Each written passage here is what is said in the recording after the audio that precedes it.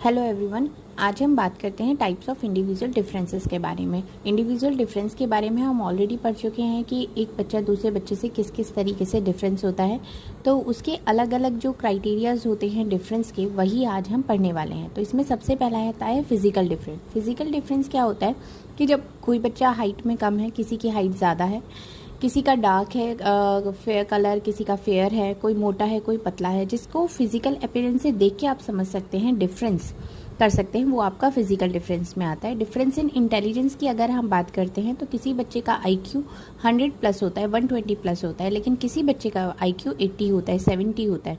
तो इंटेलिजेंस में डिफरेंस यहाँ पर हम पता करते हैं। नेक्स्ट आता है आपका डिफरेंसेस इन एटीट्यूड।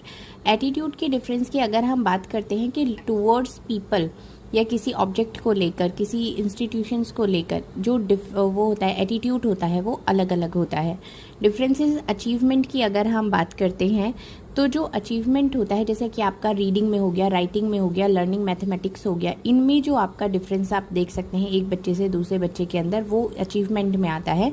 उसके बाद आता है आपका motor ability. Differences motor ability में आता है कि सेम एज ग्रुप के बच्चे हैं, लेकिन एक बच्चा दिए हुए किसी मैकेनिकल टास्क को बहुत इजीली कर पा रहा है, लेकिन सेम एज का बच्चा है लेकिन उसके लिए वो टास्क बहुत ज़्यादा डिफ़िकल्ट है।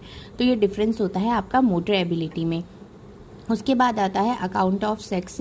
उसकी अगर हम बात करते हैं तो जो वुमेन होती हैं उनके अंदर ज़्यादा स्किल्स होते हैं मेमोरी के, जबकि जो मेन होते हैं उनके अंदर मोटर एबिलिटी ज़्यादा होती है। हैंड राइटिंग जो होती है वुमेन की बहुत अच्छी होती है, लेकिन जो मेन होते हैं वो मैथमेटिक्स लॉजिक्स में ज़्यादा अच्छे होते हैं। तो इस तरीके से डिफरेंस आपका सेक्स के बेसिस पर आता है।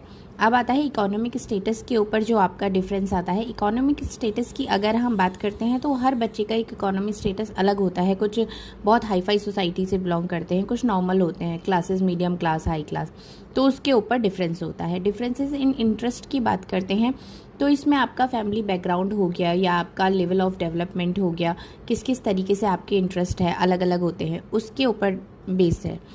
इमोशनल डिफरेंस की अगर हम बात करते हैं तो कुछ बच्चे बहुत ज़्यादा इमोशनल होते हैं, कुछ किसी चीज़ को बहुत दिल पे ले जाते हैं एकदम से, तो इमोशनल बहुत होते हैं। कुछ होते हैं कि वो रफ एंड टफ होते हैं, तो वो इमोशनल डिफरेंस हो गया।